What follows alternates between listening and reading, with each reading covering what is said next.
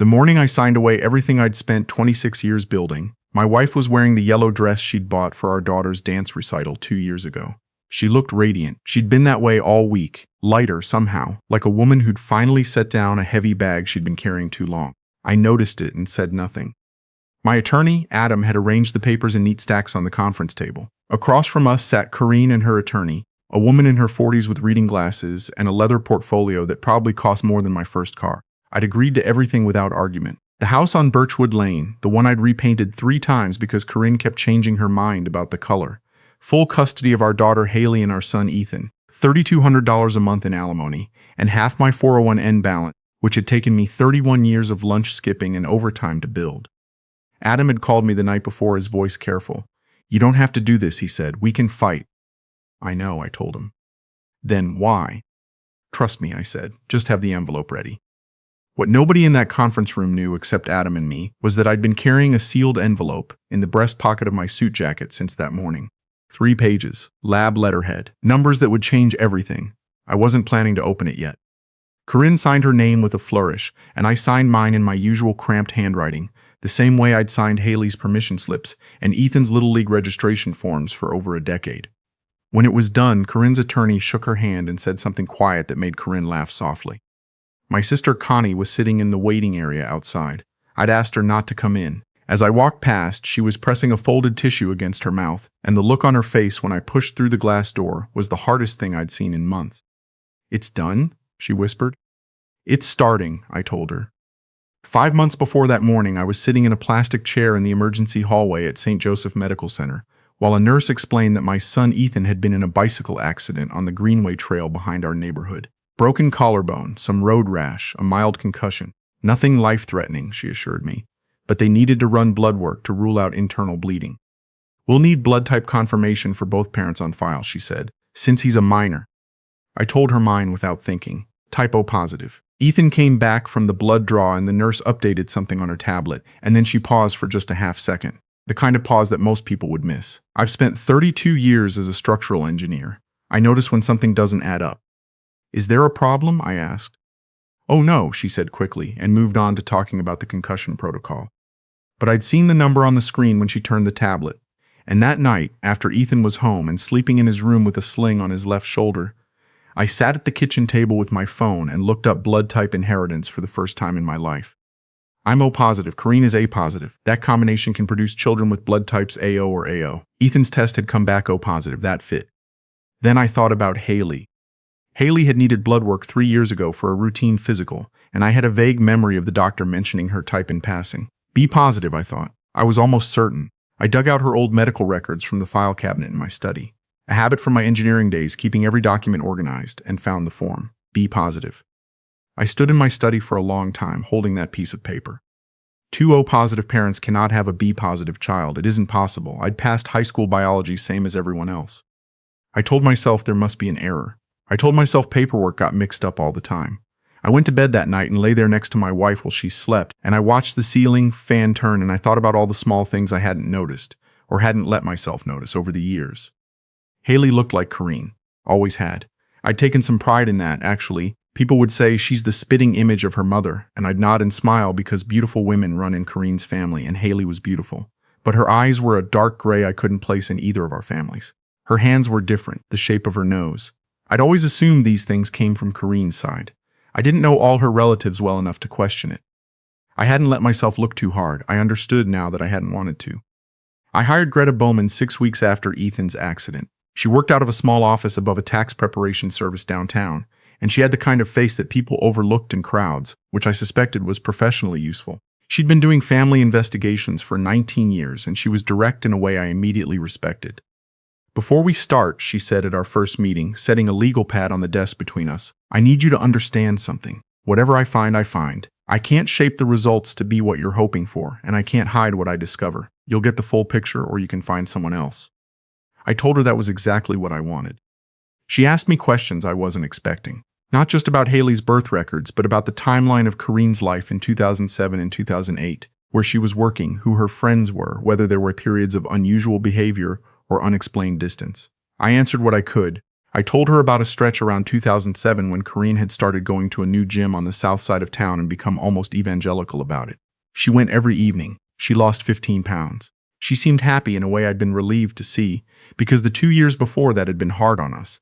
I'd been working long weeks on a major highway overpass project, and the distance between us had been real. I'd been grateful she had something that energized her. Greta made notes without commenting. 3 weeks later, she called and asked to meet.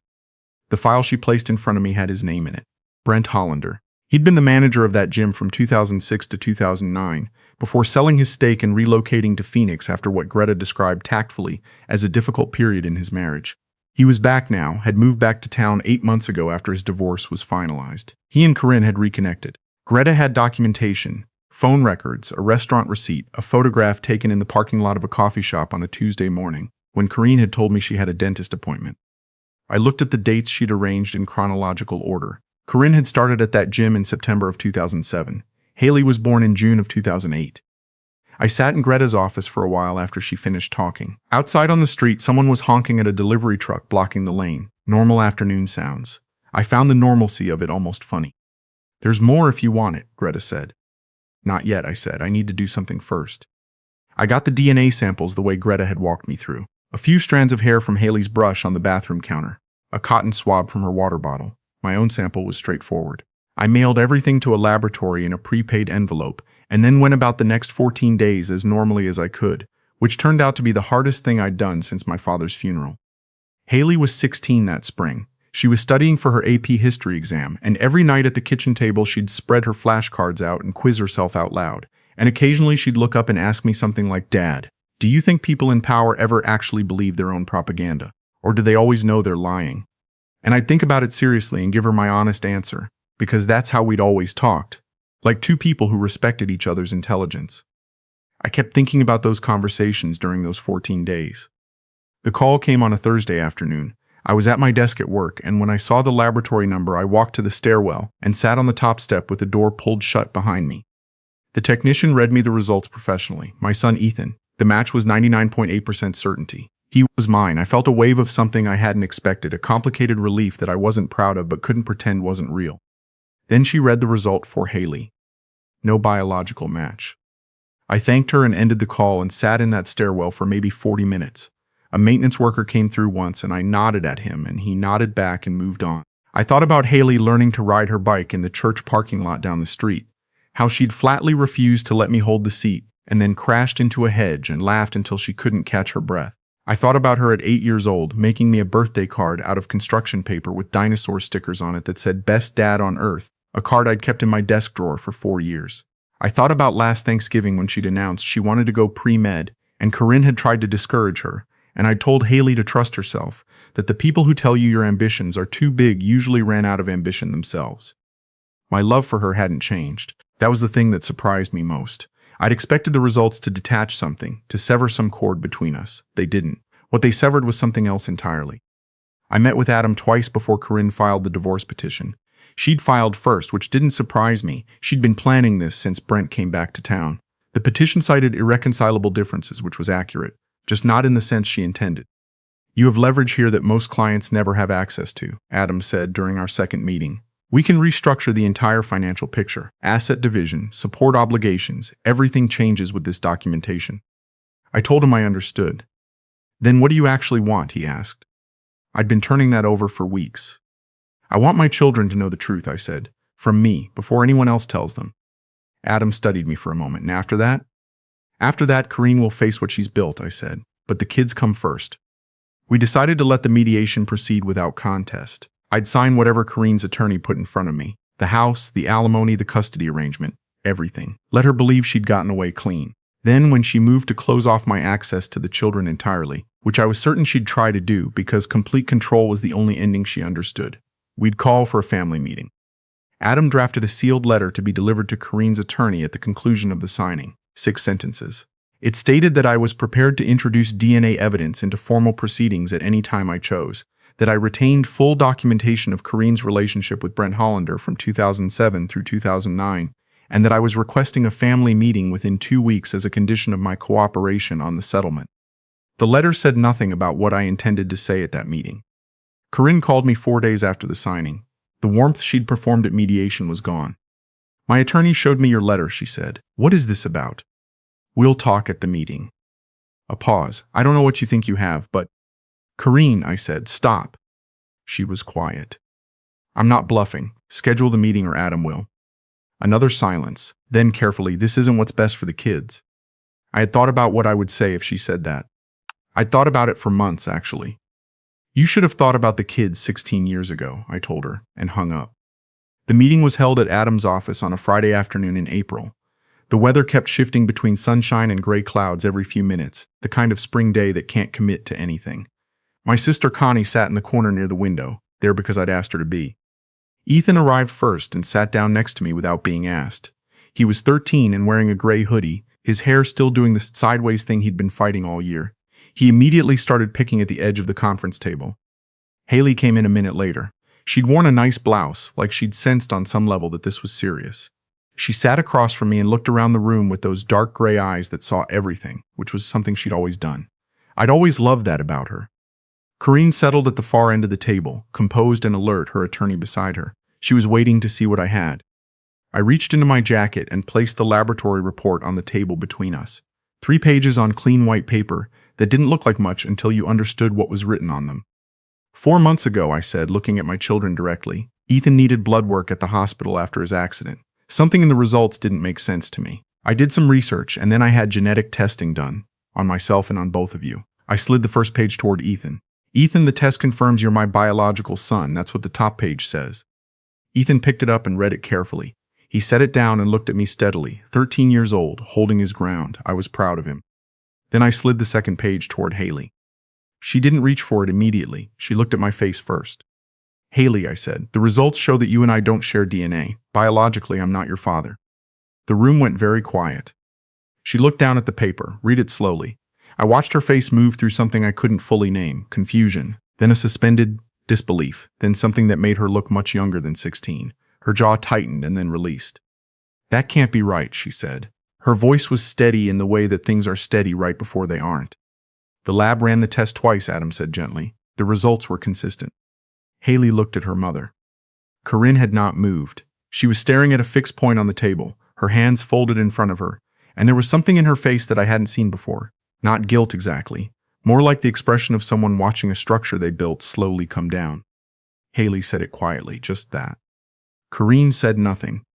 Mom, louder and with something underneath it that I felt in my chest. It was a long time ago, Corinne said finally, still to the table. I made a mistake. I was lonely and I made a mistake, and then I made the choice I thought was best for our family. A mistake. Haley's voice broke on the word and she pressed her fingers over her mouth briefly before lowering her hand.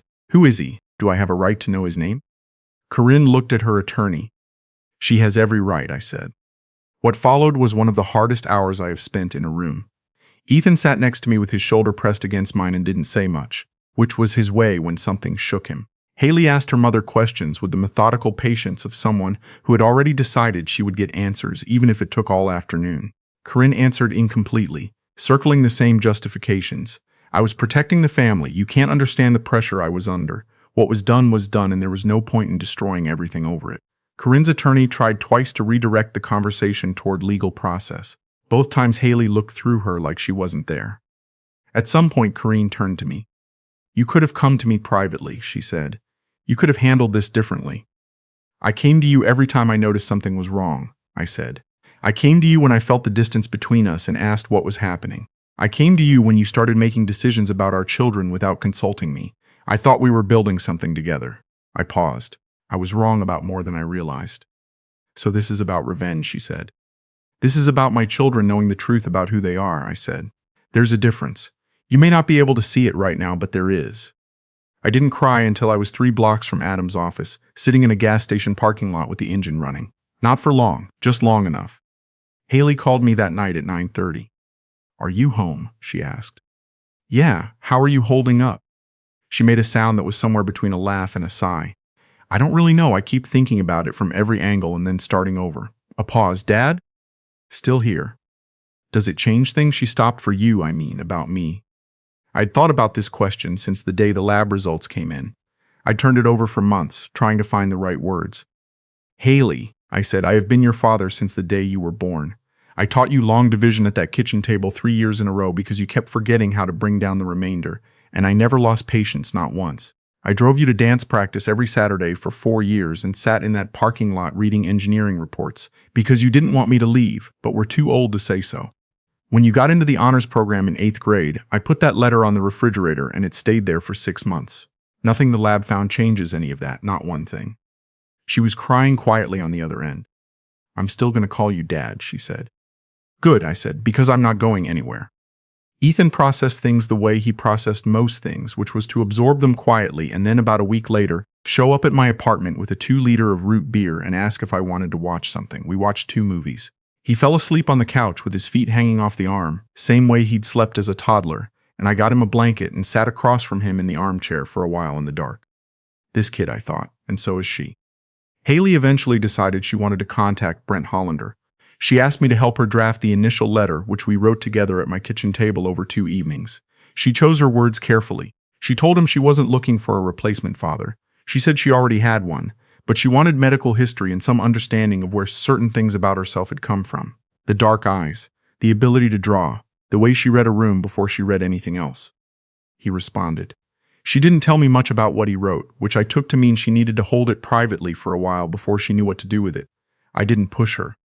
Adam filed the amended petition shortly after. With the DNA documentation on record, the original alimony arrangement was contested successfully. The house on Birchwood Lane went on the market 6 weeks later. Corrine took an administrative position at a clinic on the east side of town. She was doing what she needed to do to move forward, and I had stopped tracking it, not out of bitterness, but because it genuinely wasn't part of my life anymore. 6 months after the meeting at Adam's office, I was standing in my sister Connie's backyard on a Saturday afternoon in October, eating a cheeseburger that was at least 40% too large, watching Ethan throw a football with Connie's husband's nephew across the lawn.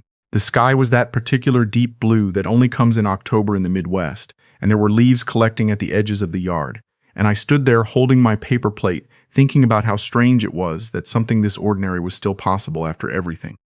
Haley was at the patio table with Connie, leaning forward with her elbows on the surface, explaining something with big gestures the way she always did when she was excited about an idea. She was talking about a hospital volunteer program she'd applied for. Connie was listening with that focused expression she reserved for people she was genuinely interested in. I watched Haley's hands moving while she talked, and I thought about how she'd gestured exactly that way at 6 years old, trying to explain why a story she'd made up was actually more logical than it sounded. Same hands. Same certainty that if she just found the right words, she could make anyone understand. I set down my plate and walked over to the table. You're interrupting, Haley said, without looking up. I know, I said. I just wanted to say I'm glad you're here. She looked at me for a second, that look she had, measuring whether something was worth saying. Then she reached over and squeezed my hand once, briefly, like I was the one who needed reassurance. Maybe I was. She turned back to Connie and picked up mid-sentence, fully herself, moving forward. I went and found another burger and stood at the edge of the yard watching Ethan drop a pass and immediately argue with himself about whether it was his fault or the throw, and for the first time in as long as I could remember, I wasn't thinking about the last year or the year before it. I was just standing in a backyard on a blue October afternoon with people I loved. I was 57 years old, starting over in a 2-bedroom apartment with mismatched furniture and kids who showed up on weekends because they wanted to be there, not because a court order said so. It turned out that was more than I'd ever needed. It was everything.